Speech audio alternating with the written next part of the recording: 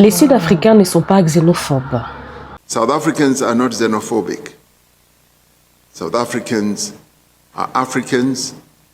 They want to live with other Africans peacefully. L'Afrique du Sud souffre d'un problème d'immigration. Ça ne touche pas seulement l'Afrique du Sud, mais bien d'autres pays africains. C'est ce qu'a déclaré le président Ramaphosa le 4 juillet, alors que les Sud-Africains avaient lancé un ultimatum à tous les immigrants. Pas seulement ceux qui sont en Afrique du Sud de manière illégale, mais tous ceux qui ont aussi leurs papiers, leur business, qui engagent des Sud-Africains qui contribuent à l'économie. On leur avait donné l'ultimatum de quitter l'Afrique du Sud le 30 juin.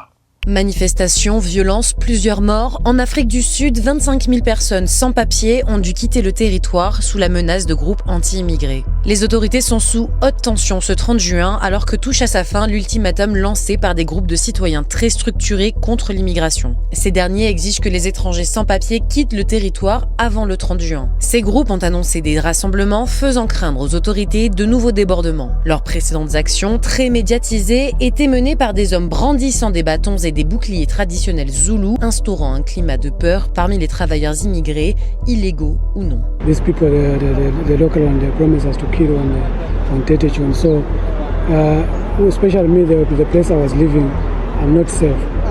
Alors qu'en RDC, on fêtait l'indépendance, on est tous contents, les Congolais qui vivent en Afrique du Sud se sont fait chasser. Ils ne chassent pas uniquement les personnes en situation irrégulière, non. Même les personnes en règle sont expulsées de leur travail et de leur domicile. Par exemple, certains Congolais en règle ont tout perdu malgré leur statut. D'autres nationalités africaines qui employaient des Sud-Africains ont été frappés puis chassés. Jusque-là, il y a 25 000 Africains qui ont dû quitter à la hâte l'Afrique du Sud, laissant derrière eux leur business, leur maison, leur vie en fait, et perdant énormément d'argent.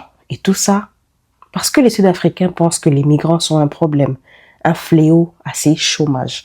Au lieu d'attaquer les vrais problèmes, c'est-à-dire les politiciens qui les instrumentalisent, les Sud-Africains pensent que c'est en chassant les autres que cela va changer leur situation. Il y en a même cette femme ici qui dit aux Sud-Africains, n'allez pas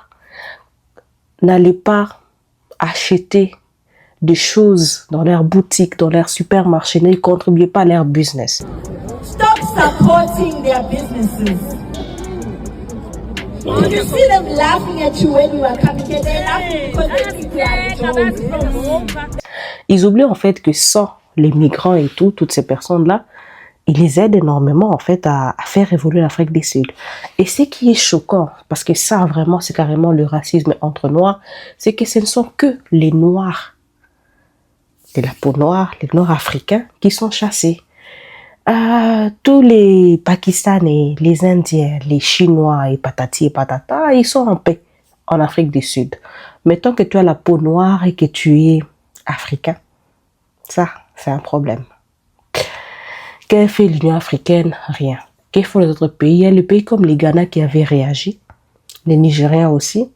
Moi, je pense qu'on devrait geler quand même des affaires des Sud-Africains dans d'autres pays pour qu'ils apprennent la leçon. En tout cas, les grands multinationales sud-africains qui travaillent par exemple chez nous dans les mines.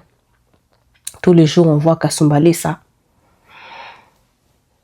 Des gros camions qui transportent notre cobalt, qui ramènent en Afrique du Sud. Et on sait tous que les Sud-Africains chez nous en RDC, ils sont énormément nombreux à investir dans le milieu des minéraux.